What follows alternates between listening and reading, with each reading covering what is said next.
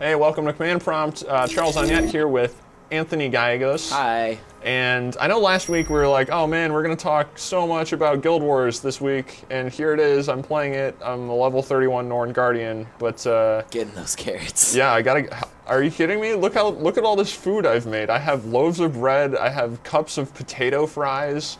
Your guy eats like a carb holic. Yeah, I've got two cheeseburgers, which give me a plus 3% burning duration. And also plus 10% experience. Actually, most food seems to give an experience bonus, which I think is actually pretty cool. So I've been making a lot of food. But yeah, I mean, basically we thought we were going to do DayZ and Guild Wars 2.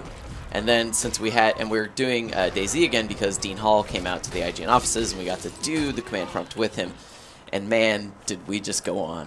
Yeah, we thought it was going to be one segment, and it wound up being like an hour. So, but there's a lot of great information in there. There's a lot of information about DayZ, sort of what it is, where it's going, and talking a lot about the standalone version that's upcoming, as well as the console versions, and a lot of footage of Anthony getting chased by zombies. Yeah, I mean, obviously Guild Wars isn't something we're going to ignore. Like I think that's just postponed a week, basically.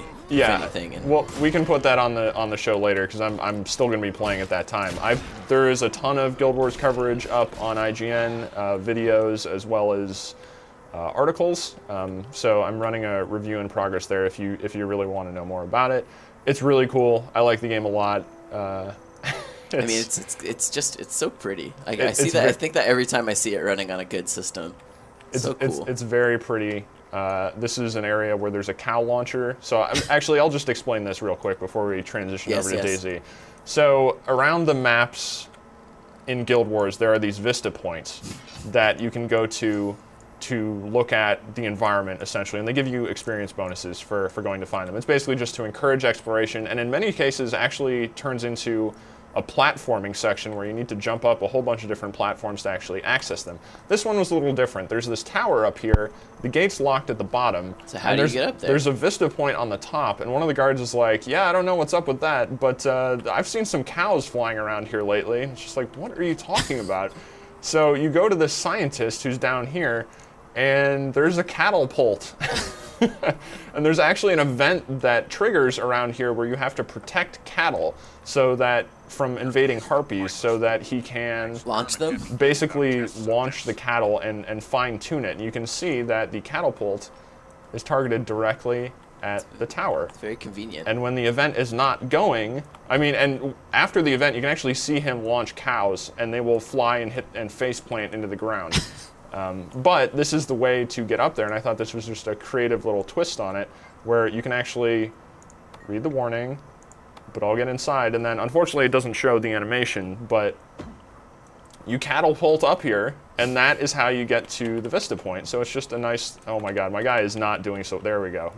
Well, you wouldn't probably do so well if you'd flown, 300 yards through the air and slammed into a tower. I'm glad that worked out. Where is the catapult? There it is.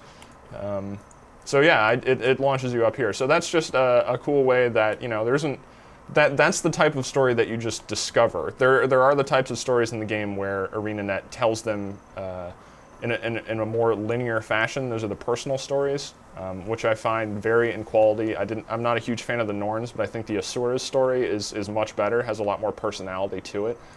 So it just depends on which race you decide to play. And actually later on, in my levels right now at about 31, there are choices with the stories as well. I'm pretty sure I can't drop off of here. No, I'm going to say you'd probably die. Yeah, I'm going to go ahead and use this gate. But there are choices that you can make to kind of alter the direction of your story, which is kind of cool. It's basically just picking how you want to complete the same objective. If you want to take, in my case, a stealthier approach or a just kill everything approach. But yeah, Guild Wars overall impressions, very good so far. I actually love the crafting system, which I'll be able to show in a later episode so that I can make hamburgers and things like that. And the class design is really good. I'm really liking the Guardian, especially after taking part in some more structured dungeon content, because there isn't really a dedicated healer class in the game. It makes it a little bit more complicated, but once you kind of figure out the system, it's very satisfying. But with that said, we are going to move on to DayZ and Dean Hall. Hey, welcome to Command Prompt. We are playing DayZ. As you can see, I'm here with Anthony Gallegos, as usual. And we also have a special guest, Mr. Dean Hall. G'day. Creator of DayZ, who's here just to talk to us about making DayZ as well as where DayZ is headed, because there is a standalone version. I mean, we're playing the regular modded game right here. Yep. But there is a standalone version coming out at some point. I don't know if there's really a set release date on that yet, or if it's just kind of whenever it's ready. Yeah, so definitely by the end of the year, we'll have that standalone release out. And that's a for sure thing. Yeah, for sure. Cool. And then there's also, I mean, I know I was talking to you at Gamescom, which is a show that happened recently, and there's also talk of a console version. Is that, definitely the type of thing that might happen, or something that you're still looking at? What's the status on that? Yeah, well, I guess it's the natural progression of where we want to go with, with consoles. So if the PC does well, then yeah, we want to have it out in the consoles. But I think it's not something we want to affect by where where the PC is going to go. So the PC is the innovating platform, and the console would be the natural progression of that. Why do you say the PC is the innovating platform? Well, I think it's just a great platform to innovate on. You can rapidly build new components to your game, and you can get them out there very quickly to people. You don't have to go through like TRC checks and all that kind of stuff. So I think that's why it makes it really easy for us to innovate on. And you have games like Skyrim that while were really awesome, I get worried that because they're developed cross-platform, the PC kind of has to become second best to particularly in terms of controls and inventory and stuff like that. And that's not what we want to have happen with DayZ. So I know a lot of people get concerned when they hear about potential for console, and but I think with DayZ, what we're doing here is an experiment, and it needs to continue on with with that on the PC. So as far as the standalone version goes, Dean, is the plan for that to release? Like, I know that you guys want to price it aggressively, and then release it as kind of like in the way that Minecraft's done it, right? Like as a paid alpha version that then people that buy it will get ongoing updates for. Is that right? Yeah, exactly. And I think that's the natural way that we want to, we'd want to go. And I think that's really good for gamers as well, because they get to participate in the development. The product's priced really low, so yeah, I think it's kind of a win all round for everyone. And it means we can drive the product in a direction that makes sense. What's been kind of like the hardest thing about designing DayZ within like the Arma 2 like backend? That pushing it into that standalone is going to kind of, I guess, give you the benefit of doing. Well, I guess the hacking thing is probably a big one. And actually, I heard a joke before, someone telling me that one of the reasons that people want me to talk about hacking all the time is because of my New Zealand accent when I say hacking. But that's it. That's the primary reason. Yeah, that's the primary reason. Okay. Someone told me this before. So, but aside from the hacking, because I talk about that all the time, so I guess it's best to talk about something else.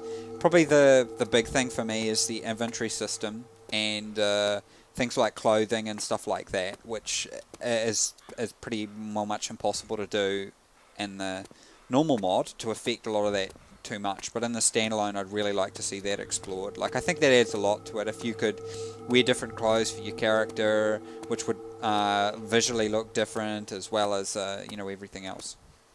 And so you're talking about overhauling the interface with that as well. So just the way the inventory looks, or are you talking about like on-screen interface as well? Well, we can modify the way the inventory looks in the mod, but I'm sort of talking even more, going even further than that, and having it so that like you can wear different clothes and all that kind of thing. Like at the moment, we can just change the whole player's skin, and even that's a bit hacked. I'd prefer it that we could have it, you can wear a jacket, you can wear this or that.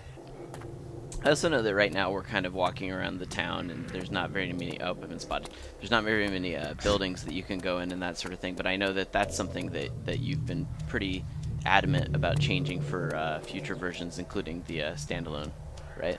Yeah, absolutely. So we've actually got Tunerus Plus, which is this map, but redeveloped and redesigned and repurposed for the standalone.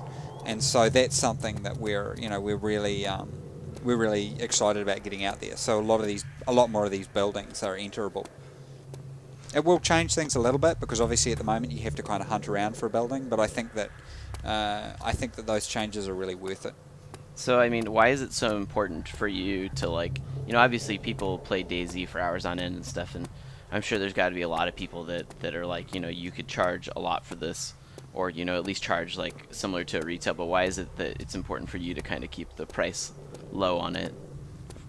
Well, I think keeping the price low is natural because the game doesn't necessarily need a lot of revenue, and I think it's really good for people buying the product because, well, it sort of feels to me that a lot of games are kind of overpriced, and they don't need to be so expensive. And certainly with this project, we don't need it to be some ridiculous price. And the fact that it is a low price means that more people play it, which means there's more players out there. So you can find a server that's better and that kind of stuff.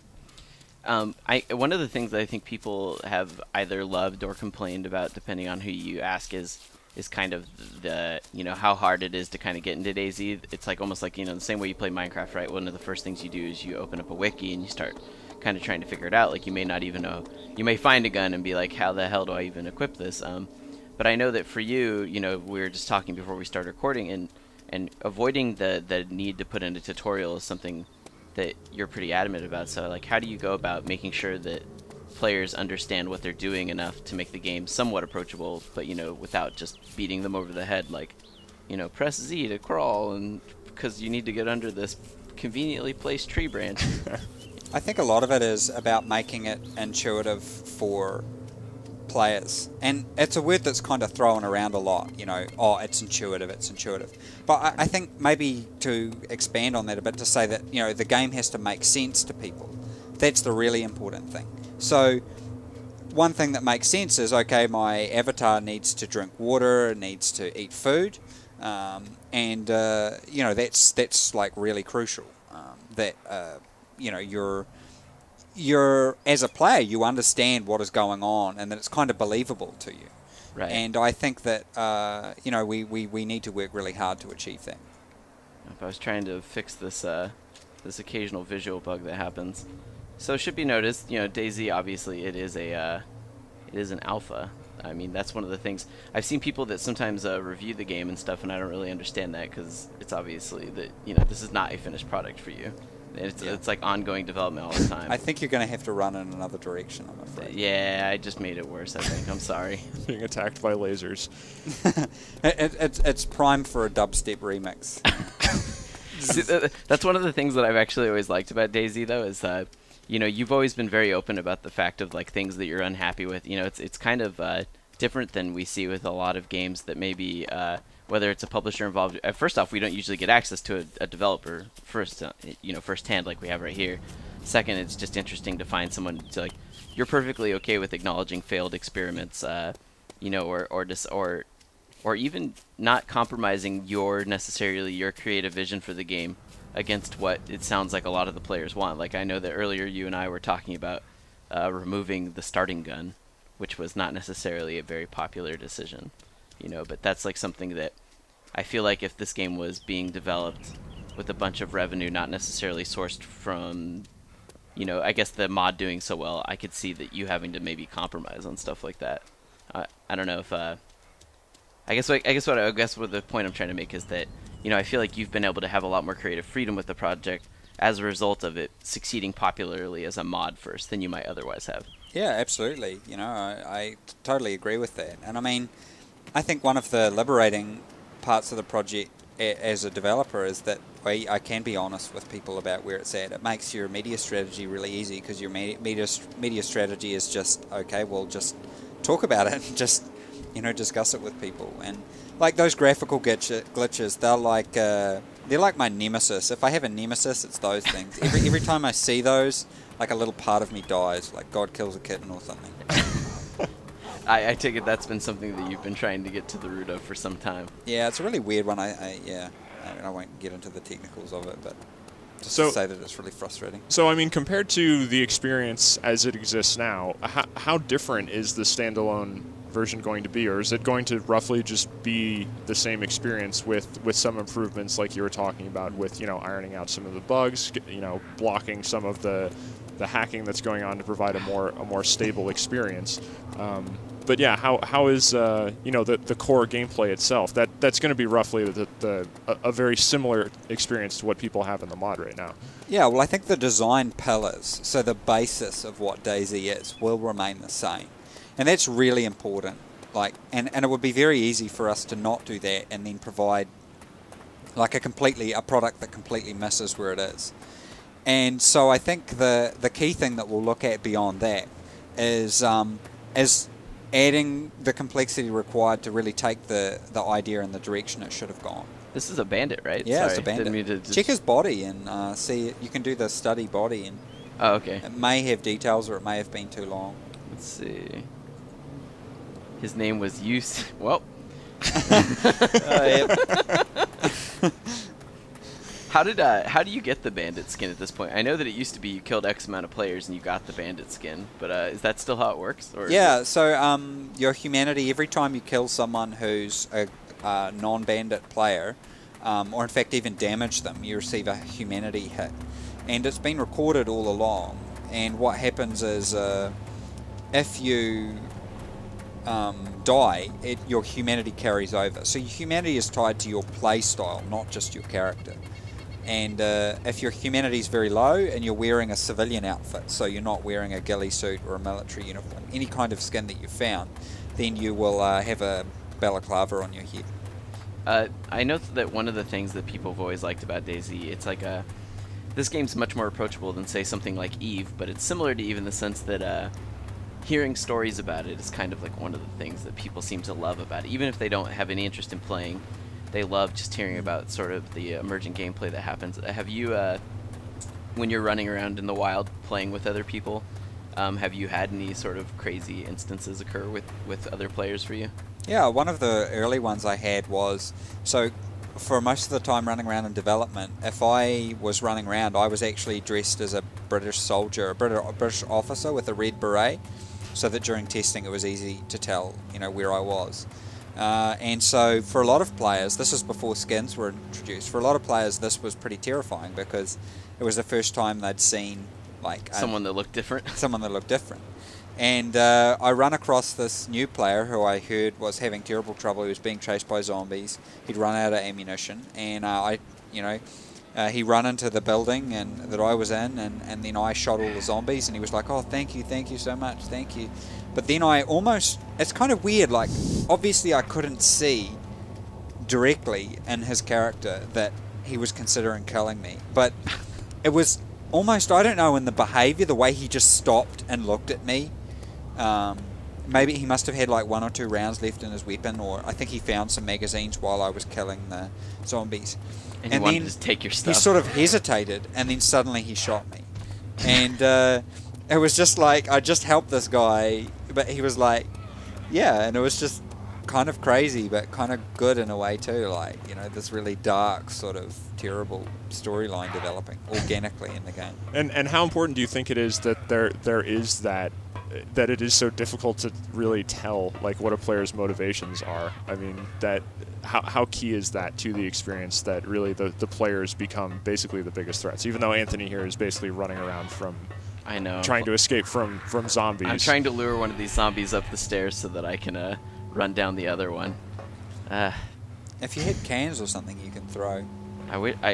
So earlier I passed up on tin cans because I was like, what a waste of inventory space, but now I'm seeing the folly of my ways, Dean. Oh, there we go. Vault. Nice. Vault fail. Yeah, I guess, you know, I think the zombies need to be harder, a lot harder. While you're on a very bad server here. I know, everyone's been barbed wiring everything off. I actually think that we believe that's the source of the graphical corruption. There's so many objects that it causes it. But yeah, I keep getting distracted. Sorry. So I think we need to make the zombies more challenging. That's something I definitely want to do. But by the same token, we also want, the player interaction is always going to be the focus of what we want to have happen. Yeah, I mean, sort of similar to something like when you read the comic Walking Dead. The zombies in DayZ always kind of feel to me like a backdrop for instigating sort of, I guess seeing what sort of people you are when you're playing the game. Like, I don't necessarily think DayZ personalities are indicative of real-life personalities, but I feel like people start to take on, like, personas when they're playing this game. Some people choose to play as benevolent strangers that might help you. I've heard stories from my friend Tyler and stuff that he would run into some guy that only spoke Russian, and even though they couldn't speak to each other, they would overcome the communication gap just by, like, giving, like, the equivalent of, like, in-game physical gestures as best as they could. Like, he might go up to something and start, like, vaulting against a door he wanted him to go through so the guy would understand, and then that just became their signal for go here. Yeah, and it's all that organic stuff. I don't even think it's emergent gameplay. It's not entertainment at all, really. It's and I think that's what's interesting about it. People say, "Oh, DayZ is responsible for this or that." I don't think DayZ is. Like, I actually think that what it shows is that if you give players the tools to do this stuff, that they will actually go out there and do this stuff. And a lot of the stuff, obviously, the cool stuff that's happening was never intended, but sure enough, there it is and it's happening. And I think that was what I like about games that give you freedom. I like that you just get plopped in a world and you make your decisions. So I'm one of those players who play how my persona in game. I like games that allow me to reflect my decisions and the things I want to do. So I'm, a pretty good player. I run around and help people, and sure, that means I get killed sometimes, but yeah, I think that, like you were saying about the Walking Dead comics and things like that, I've often joked that I could make DayZ, without zombies and choose any end of the world scenario. Like, I often give the example of peak oil, but it wouldn't be very interesting playing a game based on the end of the world due to peak oil. So, I mean, what do you think about formalizing those systems of social organization then, or social interaction a little bit more, and adding more systems into that play to allow people to organize, or maybe signal, I'm not trying to kill you, or I'm actually a benevolent, type. I'm trying to help people. I'm more of an altruistic player, I guess. Yeah, well, with the next patch, I've actually got a couple of options for people. We've been experimenting. I'm not sure it'll make it in, but you can actually there's a bunch of hand gestures you can actually bind in Arma 2, like waving and stuff like that, in addition to the the saluting that's already there. So that's one thing that we're looking at doing, simple things like that, having it so you can use more hand gestures and things like that. We want to get in the standalone, for example, lowering and raising the pistol. It's possible we might even get that in the mods soon. Are you saying so, like, you could put down your pistol to show that you're not necessarily being threatening in the same way as, like, constantly aiming it at someone? Yeah.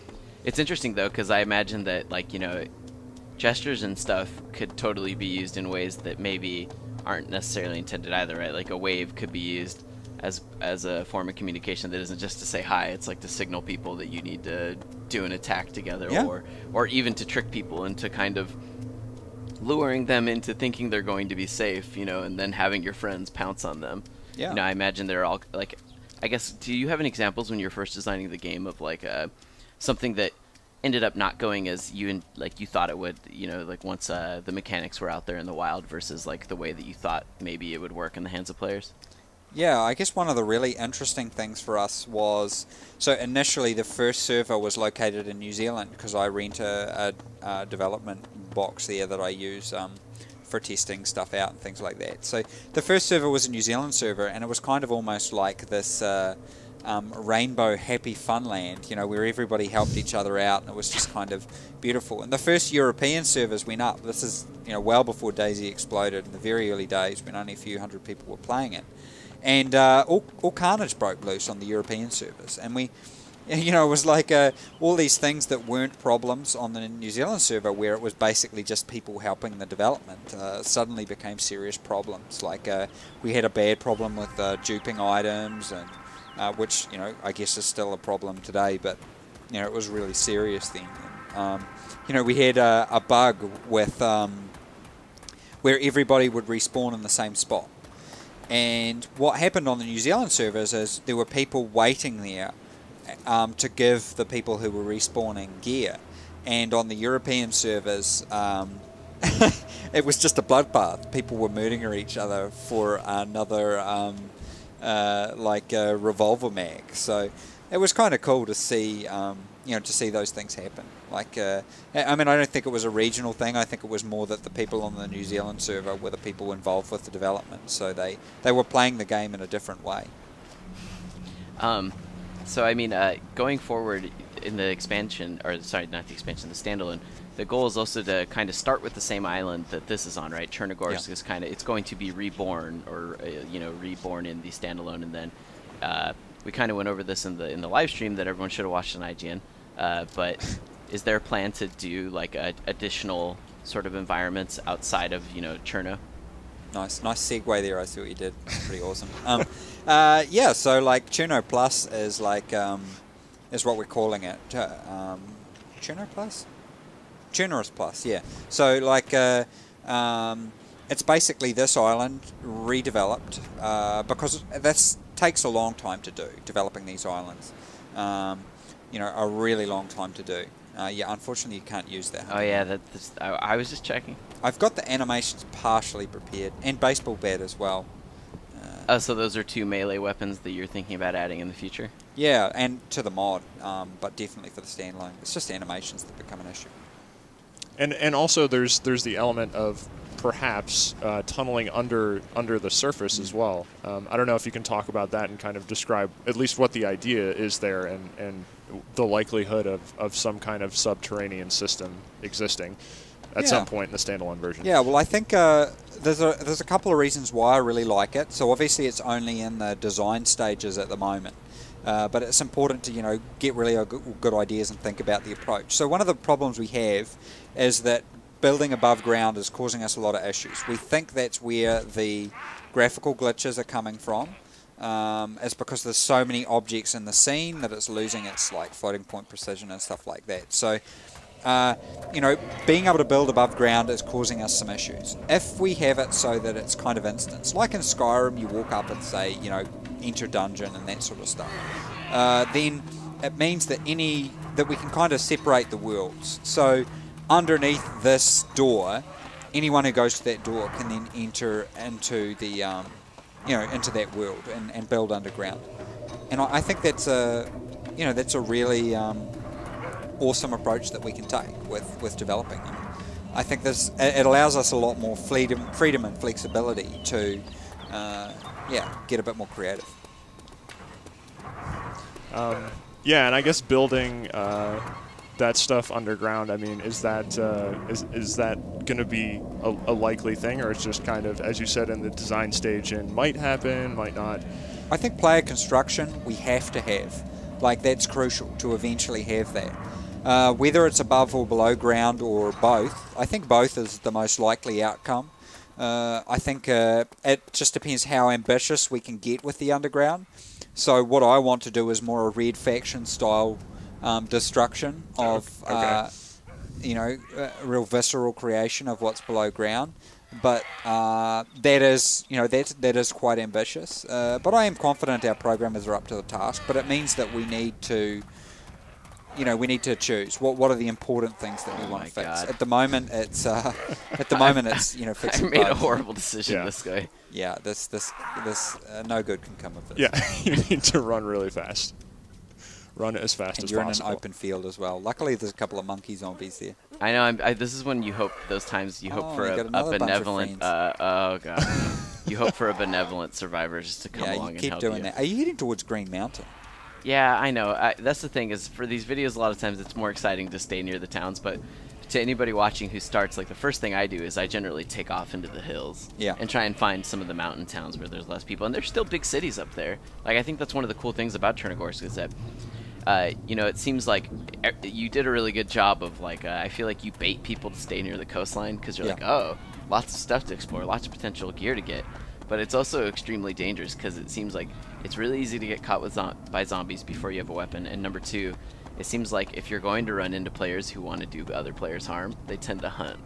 Yeah, well, We wanted to area. model like, you know, in disasters and that, people do stick towards the cities and stuff like that. And like a lot of people ask for, you know, what advice do you give for new DayZ players? And I think the advice for DayZ players is the same as the advice as like the, you know, any civil defense agency would give people in a disaster. And I think that's what's kind of cool about it. Like, but you know, a lot of people wanted spawns to be across the whole island, and there's some sense to that approach, but I like the fact that, you know, the southern coast has the, you know, like if you're a real DayZ hipster, you'll remember the South Coast Bean Wars, when food by accident in an update dropped down to a very low probability. In fact, there was more probability that antibiotics would spawn rather than food, and so it caused this massive bean wars on the coast where everybody was getting farmed for their beans because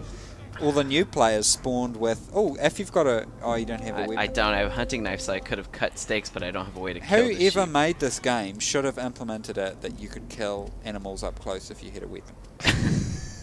Who would do such a thing? I don't know. That's a mystery. It's funny that you talk about that bean instance because now I understand.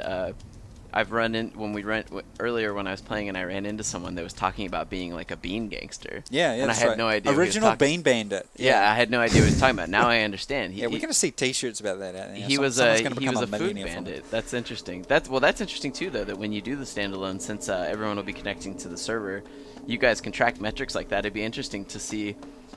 You know, if you guys could do events like that where you could essentially cause food shortages. Or We already get a lot of metric. I've got about a terabit worth of backups and dumps and stuff from the database of, you know, we can produce stuff like death heat maps and stuff like that. We've been pretty careful about making sure that information doesn't get it released because, you know, with great power comes great responsibility. So we don't want to go out and tell people where the most people die. But what's interesting is that the majority of people die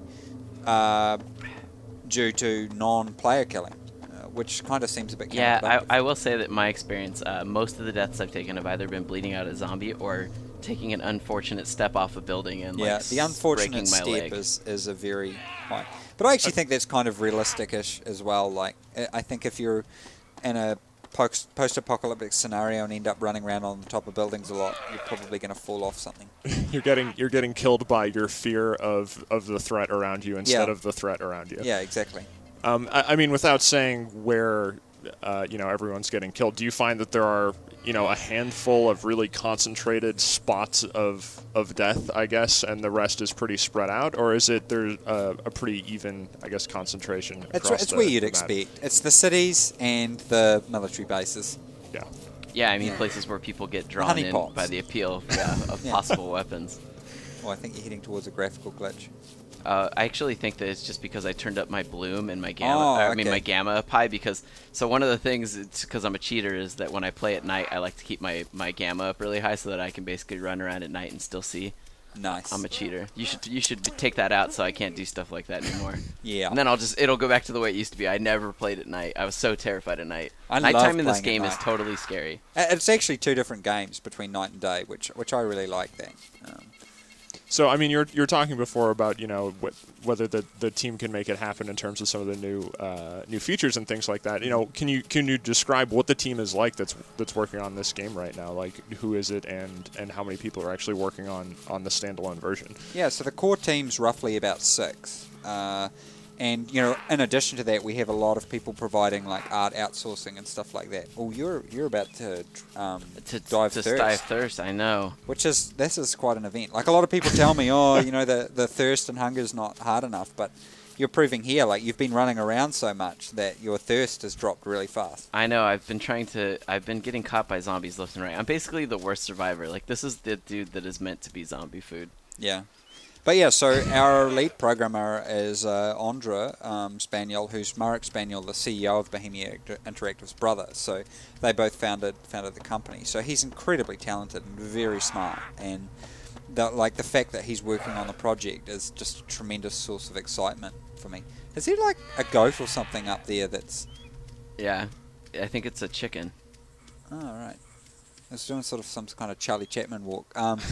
Yeah, it kind of freaked me out. Sorry, I lost my train of thought there. Yeah, so the programmers are really awesome. That are these are the guys that created the Flashpoint engine, that created the Armor engine. So, wow, that's quite an intense little... I know, they came out of nowhere, man. One of that building back there is one of the ones that's been redone in the as enterable as well in the standalone. Apologies to anyone watching. I'm terrible at this game right now. I'm just getting caught by zombies left and right. This is quite a beautiful area around here. It is, though, right? Like, yeah, at least you get to take in the scenery while you're fleeing for your life and about to die of thirst. One great thing about the standalone as well is that you'll notice this game uses... This game uses the, obviously, Arma 2 engine. And Arma 3 and Take On Helicopters, they have the new... I can't remember the name of the edition, but it's like a volumetric cloud system, which looks much nicer for the sky. So that's something we've got confirmed for the standalone as well. Yeah, you know, it's interesting too, because so I imagine that with the standalone, you still want to do things like have a realistic star map, so people that know the stars can, if they have a compass or at least can figure out east-west, they can still tell the stars. That's always been something that really intrigued me, because have you found that that's something that actually, you know, actually is something like a functional part for some of your player base, like they actually can do that? Oh, look, I definitely think there's a lot of people who have been using that. There was a father-son combo who I'd heard who were quite successfully employing that as they were heading around. I think they went around for like days without finding a weapon for a start, because they were only able to play at night because of their time zone, and there wasn't other servers they could play on. They were in Australia, so they were basically spent a couple of days worth of game time, you know, just running around together, navigating by the stars.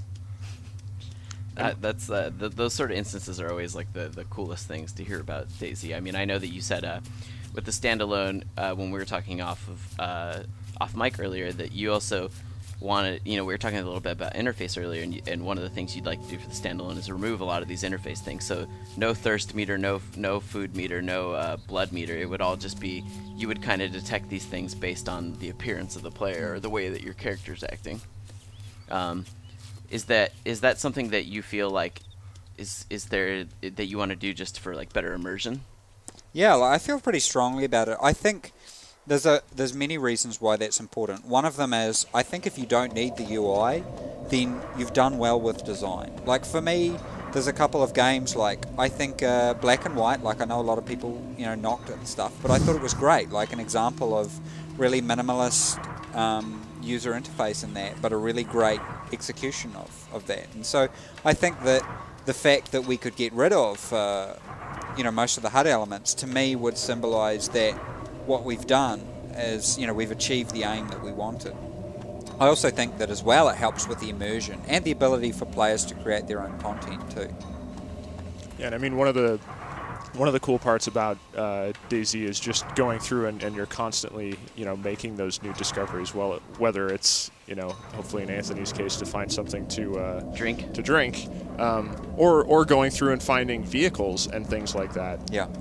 You know, those are kind of the big, I guess, bonuses that you can eventually get. What do you think about the vehicle system, the state it's in right now, and where you'd like to develop that further? Yeah, I think vehicles are really important. So at the moment, they're kind of the in-game content of what we have. And it's going to be a while before we get these player construction and things like that in. You know, that's going to take some time. So vehicles are really important. I think I want to see the vehicles, you know, what I've been looking at and doing a design analysis on is a complete overhaul of how it's done. I want to see it that if you come across this wreck, like we've got this wreck up here, that if you had enough materials, you would actually be able to rebuild that wreck into a working vehicle. But you know, you would have to find the specific parts for that vehicle. I think that's really important if we could achieve that. I just lost all these zombies. Wow, you are really screwed. Now on the left of you there, your other left. Oh no. Yeah. I think in those blue, I think there's a can there, back there. Yeah. If you know what to. Wow. There's no time, Dean. There's no time. There's no time at all. There's so many zombies. Oh god, there's fence. So I mean, yeah, how do you want to make the zombies harder, like you were saying? Well, I think deal harder more, and deal easier. more damage, or make I think different their types pathfinding, AI. Their pathfinding AI? needs a lot of work, and I think we can do that. Like I think we can achieve that quite successfully. Man, I wish I wasn't being chased. I would grab a can so I could throw it. You should be able to lose them by weaving around these buildings like it. Yeah, I will say that my zombie weaving skills are actually really terrible. I usually when I'm playing with someone like Destin and we get zombies on me, I usually eventually just tell him to. I get him to lure them away for me because he's really good at that. I do like. I am a fan of fast zombies. I know a lot of people really don't like that, but you know, people like different things. I like things that I can see an element of plausibility to. So the idea of a virus causing it. Oh, there's a building on the left there. Yeah. So why do you think that log cabin? No, right a bit, left a little bit, and there. Yeah. Oh yeah. That might have something in there. Sorry. Why do you think fast zombies are more plausible? Well, because in a virus, you know, like I think the idea of dead people coming back to life seems a little less plausible to me. Okay. But even if there was a virus, it wouldn't necessarily slow people down. It would be not a speed initially. up. That's my theory with it. Yeah, like taking something like rabies or that. Okay, and yeah, I mean, we're talking a little bit about DayZ's storyline. How do you develop that? Do you develop that into something? Oh my goodness! The Yeah, that was there the it end. goes. What a story! But yeah, I mean, in terms of an overall story, the fiction of the world, how do you move that forward? How do you develop that? Yeah, well, that's why I want my brother involved so heavily, because to get some real hard science fiction behind it. So he's a virologist, so his job is studying viruses, and he one of New Zealand's experts, I guess, on influenza virus. So I really want, getting him involved to come up with the background of what is this virus, how does it work, what is the treatment protocol, incubation, things like that. You're one of the survivors, you're one of the immune, but maybe as a player you want to gather the equipment required to actually study about the virus and actually find out about it. And I think that is something that we will actually do with the standalone, is we won't publish all this stuff. We will actually leave it to players to interact with the world and find out about this virus. And I think that's an important distinction that we need to make with the development between designing the story and designing the background. So we don't want to be involved in designing the story, like the player's story. We want to set the setting, and we want to give them the tools to create where the game goes as a direction. Okay, so yeah, it's not like that would just be another element of discovery to the game. It's like, oh, by the way, I found this out. I don't really know what it means, because maybe it's a fragment of information or something like that, but you put it, I guess, tap into the social elements we there. Provide some syringes or something, and then players can go up to a dead zombie and syringe blood and stuff like that. And I don't know, like, this, I'm not super sciencey, so yeah. You leave that side to your brother. I leave that side to my brother. And you leave the adventure, joining the military, seeing the world side to yourself. Exactly. Middle child syndrome. Yeah, I mean, it's really interesting the way that, a lot of people probably don't realize that a lot of your ideas for kind of the survival experience, I imagine, came from the fact that you did spend time in the military. Yeah. Well, our experiences, I guess, guide our... Whoa! You just came across someone's tent. Yeah, I did. It's got nothing in it. Still. Probably because it's a ridiculous place to spawn a tent. I know. This is like the area where so many people start. Why would you ever put a tent here? Sometimes I like to create girl characters because I sometimes feel like other players treat me better when I play as a woman. Sure, I think our subconscious desires are reflected in video games, so sure. Well, that was pretty much it for me, Charles. Yeah, I mean, thanks so much for giving us all that information on the game and about where it's going.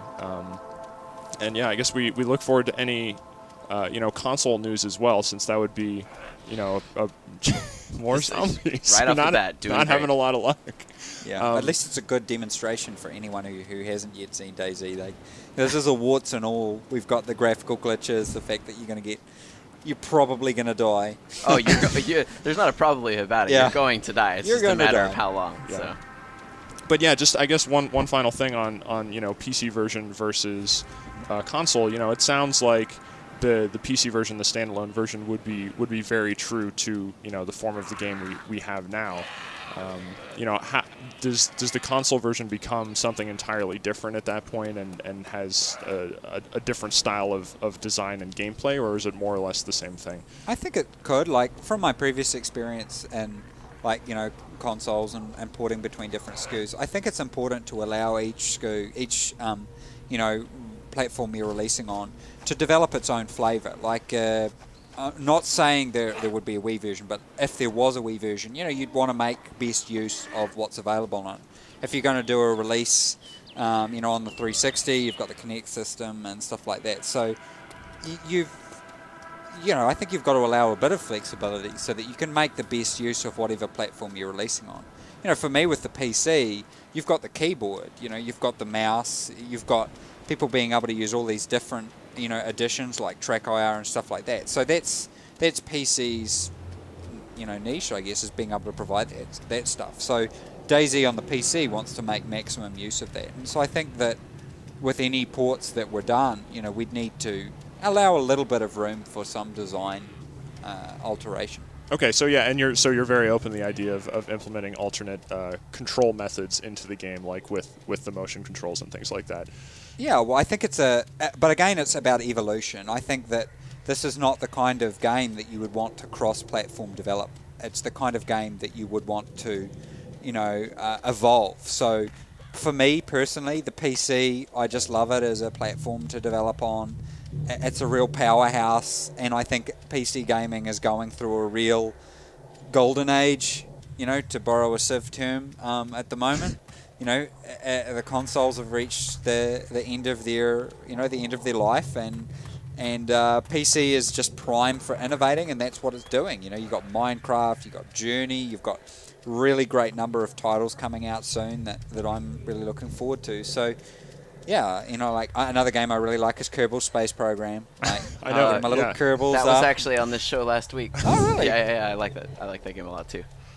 So. I actually did quite a bit of modding for it. I was really into modding. I did like a space shuttle for it, and like, I love it. Like, and I just think that the fact that projects like that exist is just awesome. So, you know, I think that that's the important thing, is we don't go, okay, we're designing this cross-platform, therefore we need to implement a inventory system and control system that works for all platforms. Nice job losing them, by the way. Yeah, that's the thing, is my goal is usually to run long enough and then crawl away, put some real distance between myself and them, and then... Nice. Well, Dean, what would you have typically done if you'd started out as a new character here? Well, I'm really big on bounding between buildings. So that's a little military thing. Like, you're always bounding between cover. So I will sprint between cover and then observe and then yeah, like using cover. So I will always go around, and obviously my first priority is usually to find a weapon. Usually it's a hatchet, and from there, obviously, you know, get your basic. You know, hierarchy of needs, like Maslow's hierarchy of needs. So deal with your, you know, your safety and your food and stuff like that first, and then your safety and those sort of ones. So you're saying you would not sprint at full speed through an open field in front of zombies? No, is that what I'm hearing? That's certainly a more ambitious plan. You can just say it. I'm just trying to find the more entertaining parts. If people were watching me play this game for serious, I'd already start crawling towards this town right here. Actually, that's reminded me of something I wanted to say before. Like, early on in development, I took all this fraps footage. I was frapsing all my sessions. And I had this one session that I was literally dripping with sweat from and, like, shaking. It was so intense. And I went and I grabbed one of my friends. I was like, you've got to watch this footage. You've got to watch this. This is amazing. I showed him it, and he just sat there for about... like 10 minutes. He didn't say anything, and he just had his arms folded, and he was like, you know, that is the most boring footage I've ever seen of gameplay. It's like, what, how can you say that? You know, I was like freaking out, and I guess it shows that, you know, so much of DayZ is actually going on inside your head. Like, if you actually show some people a lot of the footage, you're just really boring. And you're just crawling across a field for 15 minutes. It's like you don't understand how much could have gone wrong. Yeah, like, I mean, there at are least times you're running around here. For mine, it was like I was crawling for 15 minutes. You know, I saw a player in the distance, and I was like blinking like red, you know, food and that, and I finally found a building. But you know, so much of the tension is lost if you don't have that immersion with it. Yeah, and that just all goes into being, I guess, the player in the experience. And from the outside looking in, I guess, yeah, it could be a little more fascinating because you're thinking, what is everyone getting, so obsessed about? But it really is that constant threat of everything just turning into a disaster, and everything that even if you had played more carefully, like you were saying, and been able to collect things and gather things together, just that permadeath aspect, that threat of looming catastrophe is really what forms the core of the experience. Goat and also despawn. Goats. Now, do you want to know why that despawned? That's quite cool. So that was a player. Oh no, unless it was a. Oh no, maybe it wasn't. So the players are actually. Like it's kind of like a distributed computing system, how it works to spread the load. So players themselves actually spawn and despawn their computers. So that would have been someone else who disconnected. And so that goat that was connected to their computer, interesting. Disappeared. Well, are you going to update the animal animations a little bit? Yeah. Okay. Can I whisper kick over this goat? It's a sheep, but that's okay. You're right. I'm sorry. I know this stuff. Like we have like 10 sheep for every person or something. Oh, and I haven't mentioned dogs. I should do that. Dogs are coming into the mod, right? Yeah, they are. Yeah. And how does that mechanic work? How important is that to survival, or is that just kind of like an extra bonus, or can it become like a real crutch for staying alive? I don't think it's going to be a huge bonus. I think that it's going to be a big burden for a lot of players. I think that for a single player, like a sole survivor, it can definitely have its use. I think that also for a well-organised group who can afford the extra mouth to feed, because the dog actually goes through a lot more water, particularly than a player. I think it's going to be interesting, and that's why we want to introduce it in the mod pretty quickly, is to allow, and just see what effect does this have on the world. How can we implement this in standalone? What changes do we need to make to it? You can actually own more than one dog as well, so you can have packs of dogs. But I take it that would be a serious drain on your... Serious drain. And also, at the moment, because of the control mechanism I've got isn't very useful, it means that it is a real pain to issue commands to your dogs, so individually. Cool. But no cats. No cats, no. So many cat owners are just horribly disappointed. Just enraged them. Exactly. This is going to be you could give the cat a command, and then it would just be like not happening. That's and right. Just walk off in the other direction. This is going to be the next no pistols thing, that there is no cats. So that's right. And then once the standalone version is ready, does the mod still exist? Does it still sit there? Does it still get updated, or do you just focus all efforts on the standalone version at that point? Wow, that is really creepy.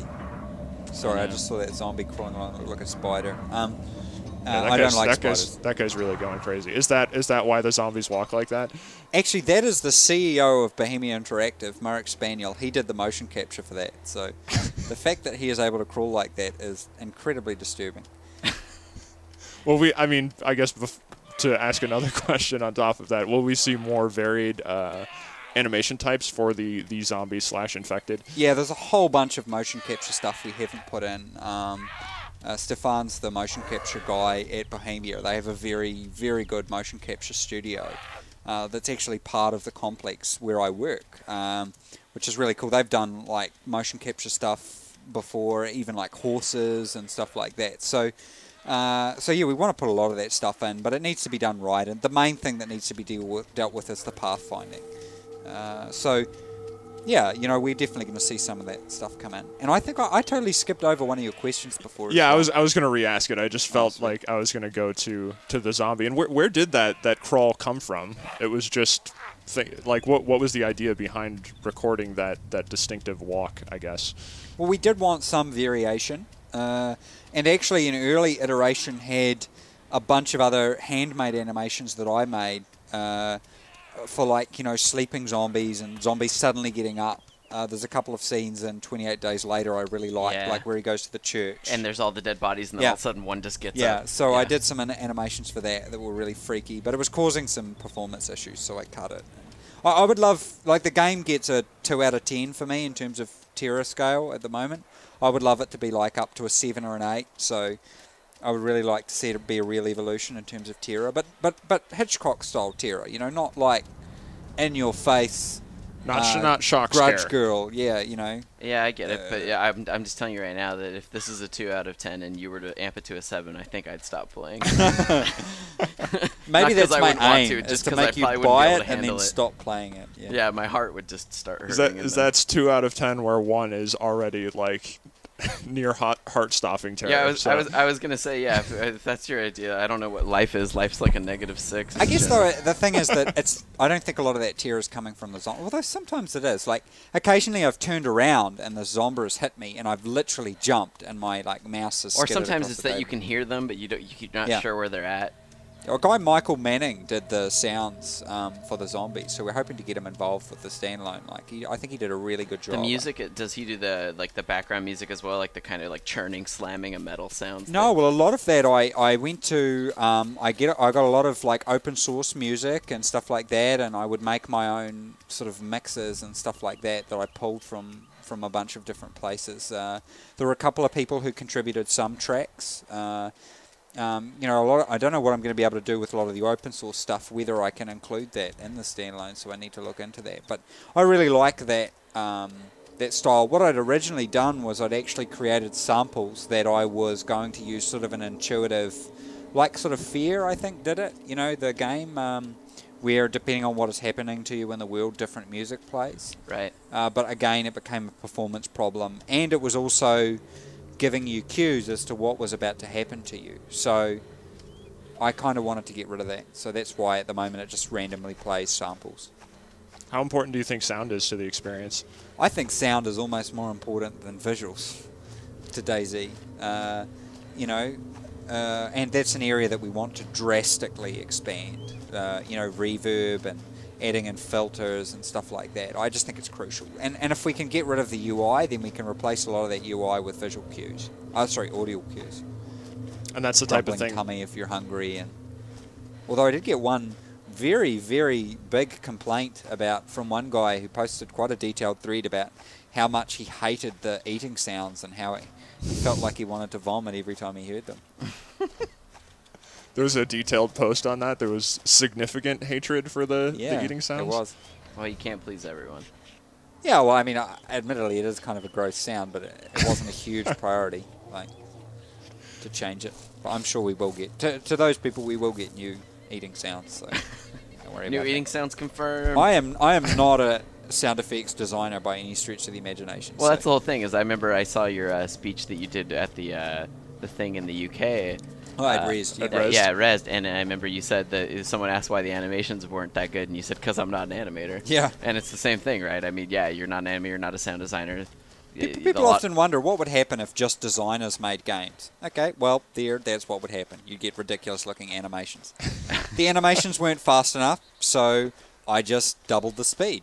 And there's a bunch of animators all around the world now who are listening to this who have just, like, fainted in their seats. I would do something so blatantly horrible as just see the speed variable as being something that you can just hand adjust. Well, you did something that was practical so you could get something out. I was interested in the result, not the look. But we need to do a lot of work with that. Like, you know, I can make light of it here, but yeah, we definitely need to fix that. So I guess going back to the question I asked a little bit ago is just what is the fate of the mod once the standalone version does come out? Does it still exist? Can you still play it as normal? Yeah, it's will it continue to get updated? It's very important, and it's important for several reasons. One, a whole bunch of people have gone out and bought the game to play DayZ, and hopefully they play Arma 2 and they see that it's an awesome game. And but not everybody's into military simulators, and not everybody's into installing a million mods, because there is a lot of other really creative mods out there for Arma 2. So we want to see the mod continue on. That's something Bohemia is very particular about as well. They want to see the mod continue even with the standalone, so that people have something to continue. And also it allows us the ability as well to explore creatively with aspects of the game that I was hoping that we don't trying to lay still. Yeah, that we don't have. So that's kind of the future of the mod. You're doing pretty well though. I thought you were a goner back there. Yeah, if nothing else, running around like an idiot is started to teach me good ways to lose them. So. I do really wish though that you'd done this at night, like you'd gone on a nighttime server. I see very few live streams that occur at night, mainly because the life expectancy at night. I was going to say, falls. I mean, it's because the game is scary at night. When you throw out a flare and stuff, there are times that I don't move without throwing a flare, and then I run to where the flare was, and then I would throw a flare. So. Well, like a big inspiration for me in terms of games is the Alien vs. Predator games. Like, I love those games. The original one, like way back, like this is like a long time ago. I just loved the sound of the motion sensor device, the sound of the flares. Like I think it was a game for me that really nailed tension in terms of flares. You had the face huggers running around, and yeah, you know, I always loved that game. So yeah, and I guess that goes back to just creating that sense of vulnerability. Yeah. Because you're sitting there and it's like, okay, I have a couple tools that can help me survive. But really, you're just sitting there worrying the whole time that something horrible is going to happen. I've barely played the new AVP that came out because it was too terrifying for me at times, and I love that. Like I think that's really good. You know, and I loved in the original one as well. I think they were a bit more subtle about things. Like I loved how, you know, I remember making a list once of things that I found terrifying. One of them is like flickering fluorescent lights. Like they put those in, just these subtle little noises. You know, the sound of something dripping and all these little subtleties to it, and I think they really nailed that. And that is, you know, something we want to explore with the standalone. Yeah, and that's something I guess you could explore as you're talking about making more interior spaces and things like that. So adding more detail to them, like flickering bathroom lights and, you know, broken faucets and that type of thing. Yeah, because those are things that you have in the real world. Like you go into a basement or something, some old you're in a car park building late at night, you know. There's no other cars around, and you just hear the flickering of a fluorescent light. And you know, probably not everybody, but certainly a lot of people. You know, your senses become heightened. It's unnerving. Yeah, it's unnerving, and you don't necessarily need to see blood splattered on the wall and a mutilated head and some, you know, little girl making growling noises for you to be freaked out. You know, it's that subtlety that I think will really add a level to it, right? As long as it's believable. Yeah, because like it indicates that there isn't necessarily something there. It may have just been a random occurrence of sound, but maybe there is something there. Yeah. Well, yeah, thanks so much for stopping by. Unfortunately, we couldn't get a helicopter and fly around the environment and terrorizing people. I'll probably never get a helicopter in this game, but yeah, I can dream. But yeah, that was Command Prompt with Dean Hall. Thanks, Dean. Cool. Thank you for having me.